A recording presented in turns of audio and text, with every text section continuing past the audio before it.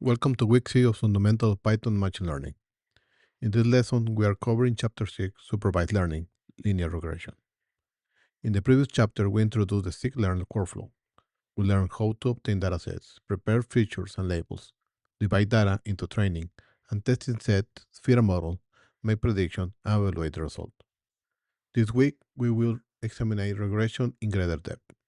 Linear regression is one of the most understandable and widely used machine learning techniques. It helps us model relationship between numerical variables and predict a numerical result. We will begin with a straight line, expand to multiple features, and then explore polynomial models that can represent curved relationships. By the end of the chapter, you should be able to explain the main terminology used in regression.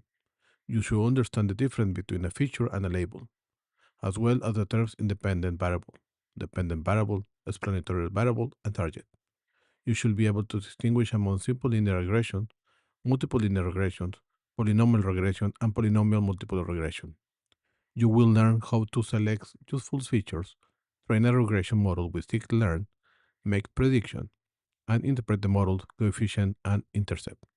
You will also learn how to evaluate regression results using residual R-squared and other error measurements.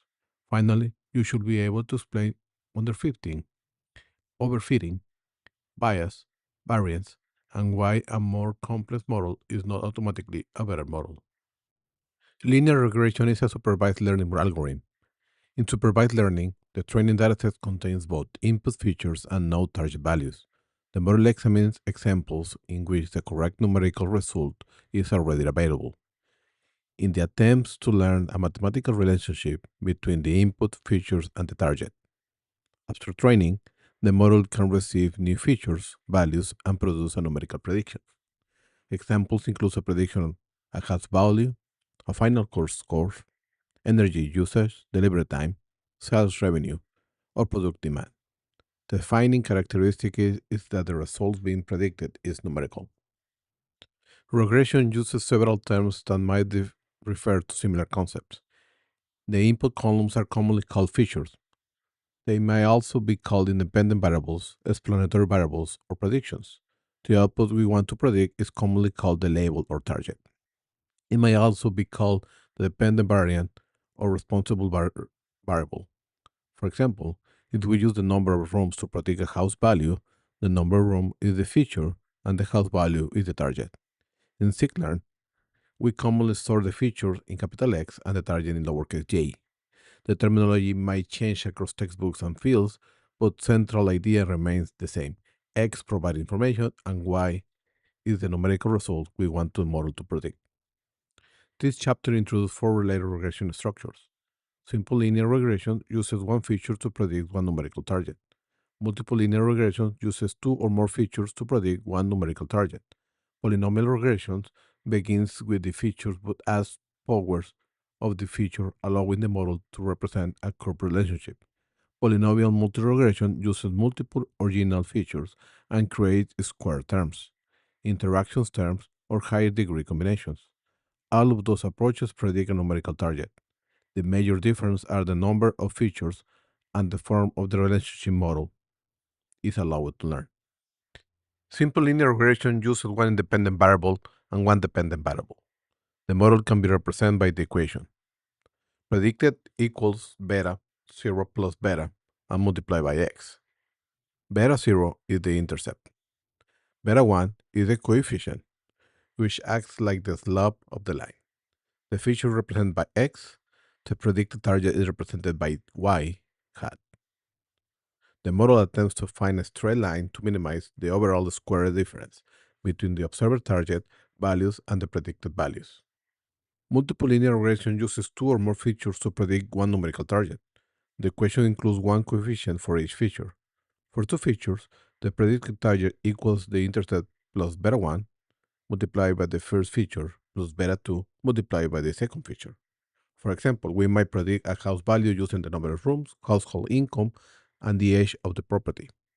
Each coefficient represents how the prediction changes as the feature changes, with the other included features are held constant. Multiple regression can use more information than simple regression. but adding more features does not automatically produce a better model. The features must be meaningful, properly prepared, and evaluated on unseen data. Polynomial regression is useful when the relationship between a feature and a target is curved rather than straight.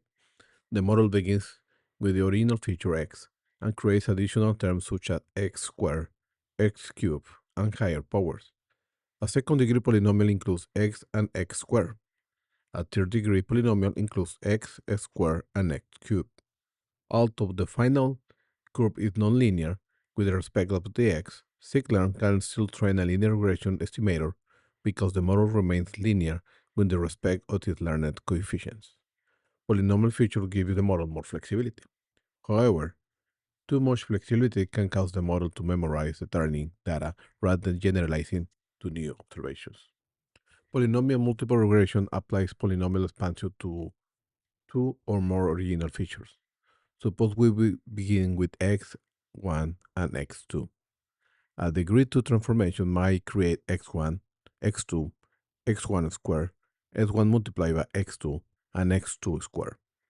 The term x1 multiplied by x2 is called an interaction feature. It allows the effect of one feature to depend on the value of another feature. After creating these additional columns, we train a standard linear regression model using the expanding feature matrix. This approach can represent curved surface and more complex relationships. However, the number of generated features can grow rapidly as the number of original features or polynomial degrees increase. The book demonstrates this chapter using the Boston housing dataset. It is important to understand that this dataset is no longer included in current version of Scikit-learn. The dataset was removed because the ethical and methodological concerns involving one of the engineering variables and the assumption behind the original research. We can still study the book example to understand the feature selection, multiple regression polynomial features, and model evaluation. However, we should not teach students to call LOT Boston in current Scikit-learn codes because that function has been removed. For runnable demonstration, we will use a supported dataset such as the California housing dataset while still discussing the relationship and results present in the book. This is also an important lesson. Datasets and software libraries change, and responsible machine learning requires examining the history and the meaning of the data. The Boston housing dataset used in the book contains 13 predicted attributes. The target is called MEDV, representing the median value of owner-occupied homes in thousands of dollars. The feature RM represents the average number of rooms per dwelling, and the feature LSTAT represents a socioeconomic percentage defined by the historical dataset. The book examines RM and LSAT because they show relatively strong relationship with MEDV. As we discussed this example, remember the feature names are not just technical labels. They represent real-world measurement and social assumptions. Responsible analysis requires understanding how those variables were defined and whenever using them is appropriate. For current runnable code, we can use the California housing dataset. We load in the fetch California housing and request pandas represented by setting as frame to true. The resulting frame contains the feature columns and the numerical target. Example feature includes median income, average room, and house age.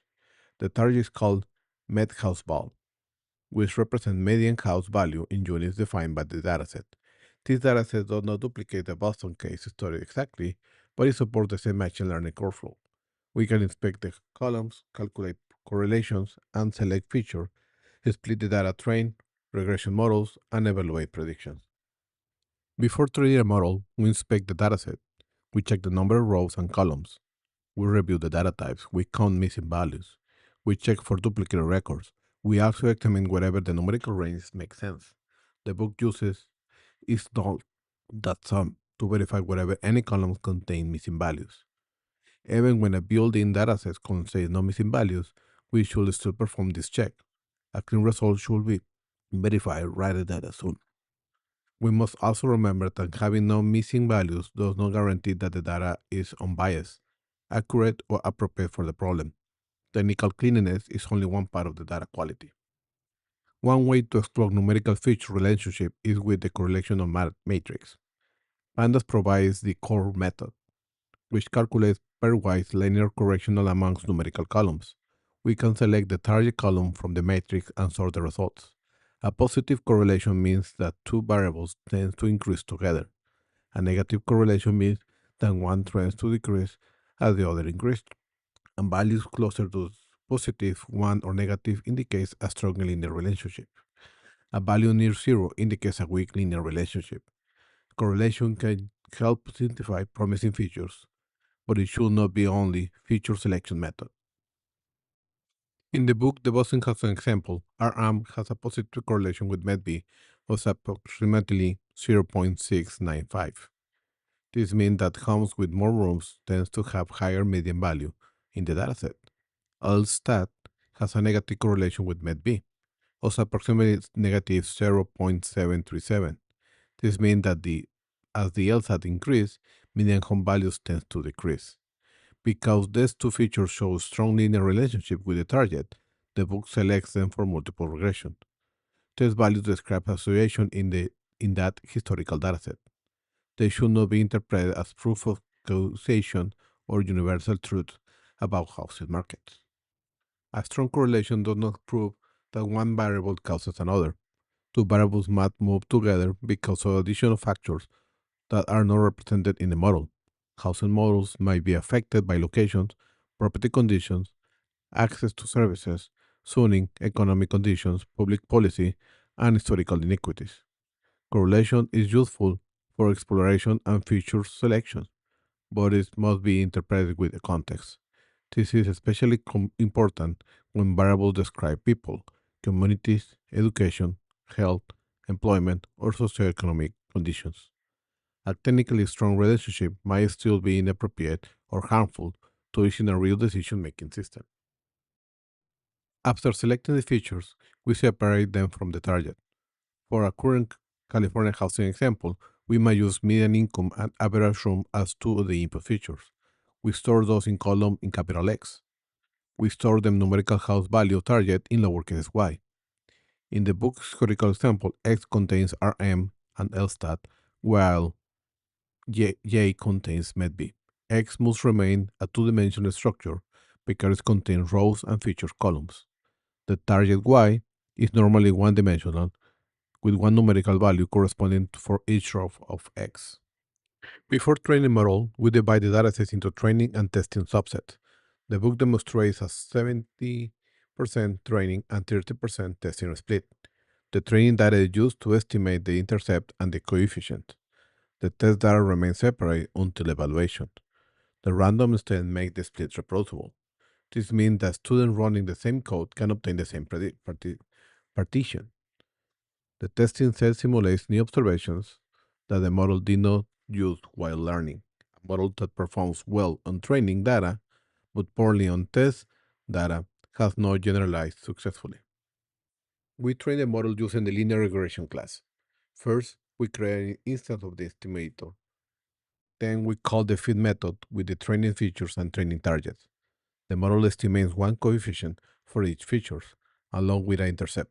Scikit-learn linear regression implementation uses ordinary least squares. Its objective is to minimize the residual sum of squares between the observed training target and the value predicted by the linear model.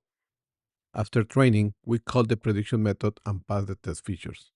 The model returns one predicted target value for each row in X-test. We can compare these predictions with the actual values stored in Y-test. Some predictions will be close to the observed values. Others will be farther away. A model should not be judged by looking at only one prediction. We evaluated performance across the complete test set using appropriate regression, metrics, and visual diagnostics. R-squared measures how much the variation in the test target is explained by the model, relative to a baseline that predicts that average target. The best possible R-squared value is 1. A value of 0 means the model performs no better than always predicting the mean or the test target. R-squared can also be negative, meaning the model performs worse than the baseline. The book reports an example score near 0.616 for its two-feature multiple regression model. That score means the model explains part of the variation, but a significant amount remains unexplained. The exact score depends on the dataset, split, selected features, and random state. A student should not expect every round or dataset to reproduce the book exact number. R-squared should not only be or only evaluation measure. A residual is the difference between an observed target and the model's prediction.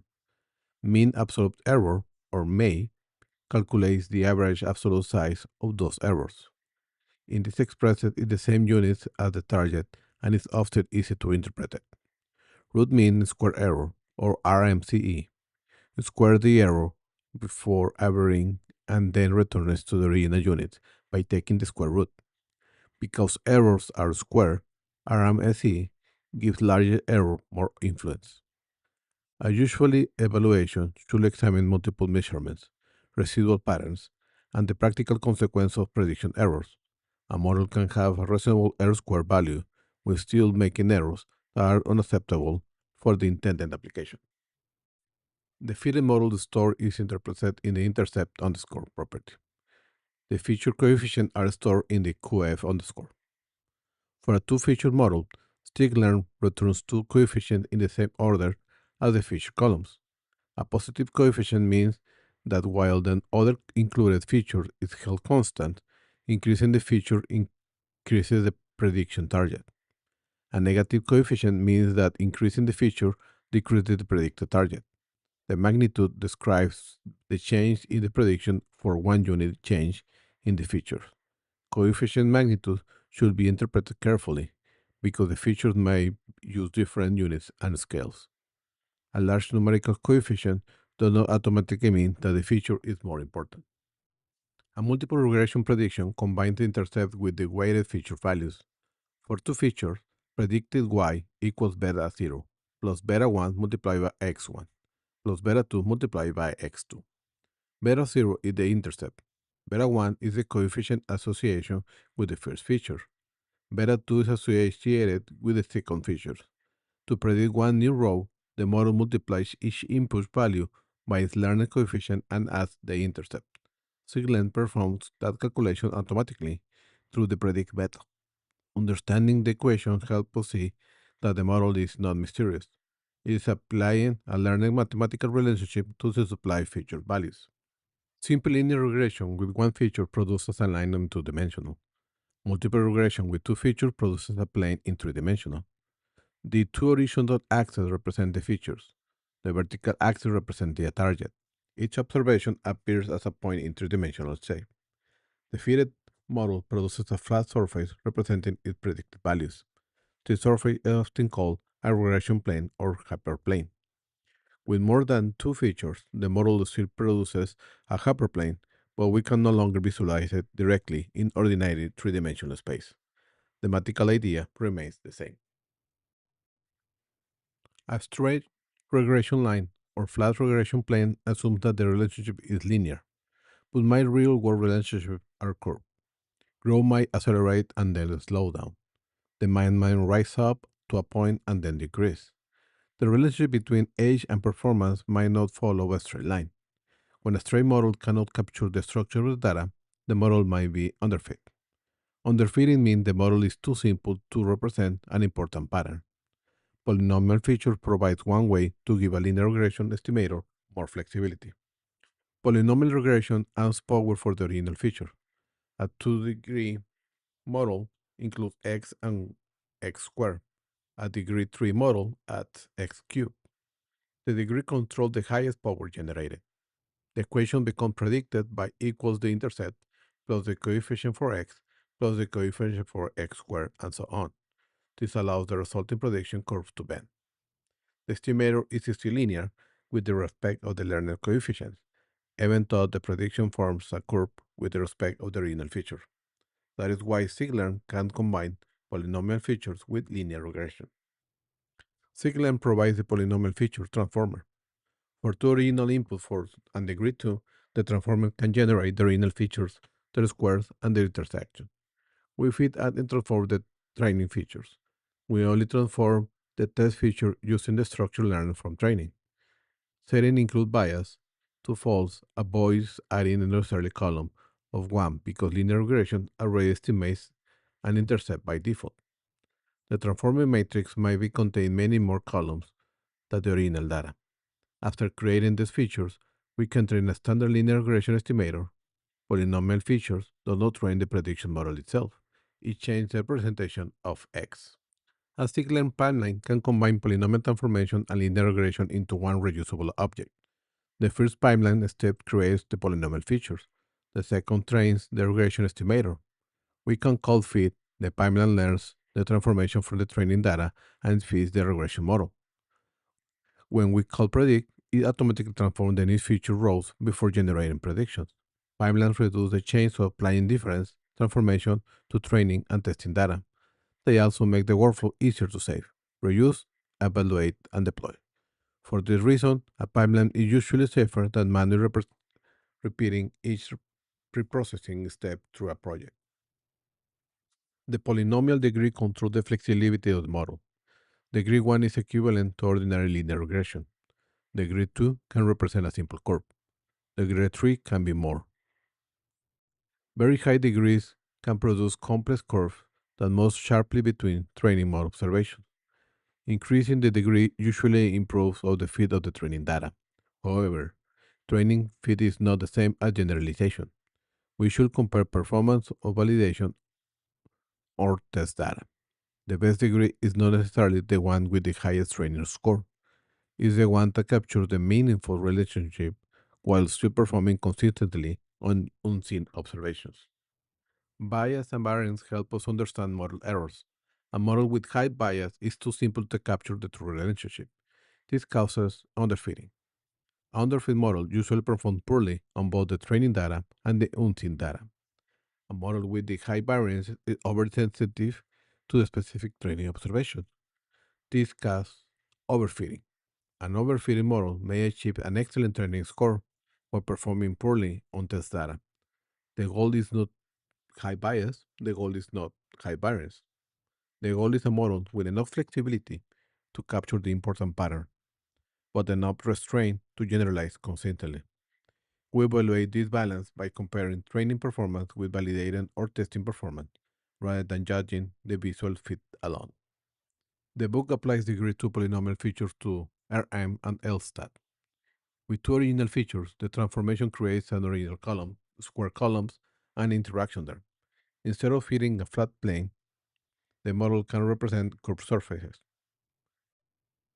The book reports an example R-square result near 0.732, compared with the approximately 0.616 for the original multiple linear regression example.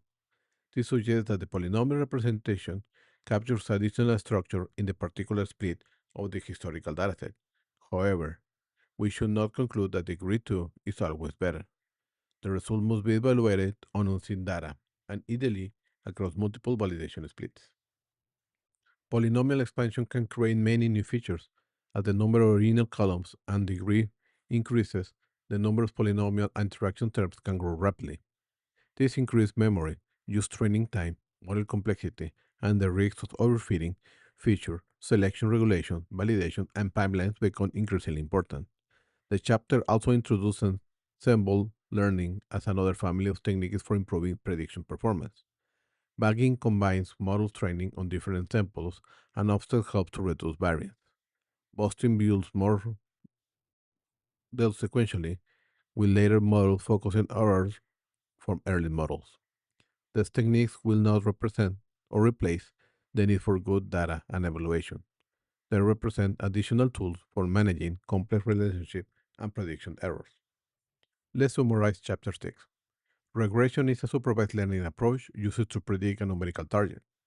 Simple linear regression uses one feature. Multiple linear regression uses two or more features.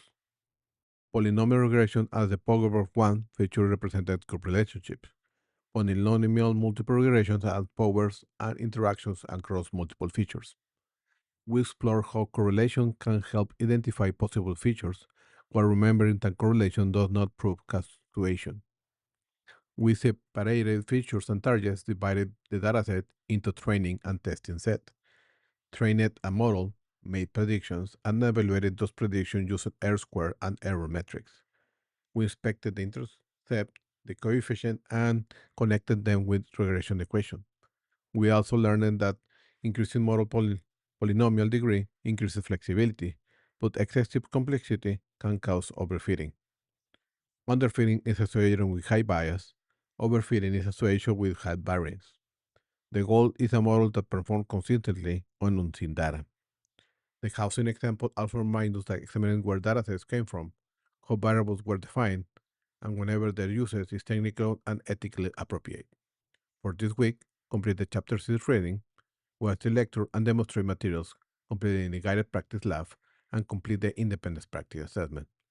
When evaluating your model, do not only ask whenever the codes run, ask whenever the features make sense, whenever the test data remain unseen, whether the model generalizes, and whenever the predictions can be interpreted responsibly.